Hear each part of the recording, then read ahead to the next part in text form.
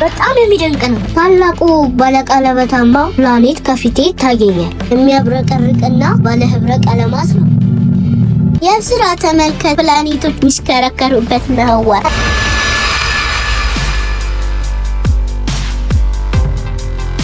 እንደምን አለሽ ኑሃሚን? እኔ ማርስ እባላለሁ። ቀይዋ ፕላኔት ምናልባት ሴራዊን ደረቅ እና አቧራማ እመስላለሁ፣ ነገር ግን የስፔስ ተመራማሪ መሆን እመኛለሁ።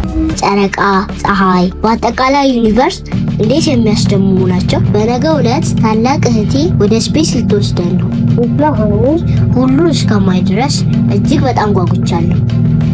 ገና ወደ ስፔስ ይዛ ልትበር ነው። ስፔስ ላይ ሆኖ መንበር ከምን ይመስል ይሆን? እስካይ በጣም ጓጉቻለሁ። ሙሉ ቪዲዮ ማየት ከፈለጋችሁ ሊንኩ አስቀምጠንላችኋል።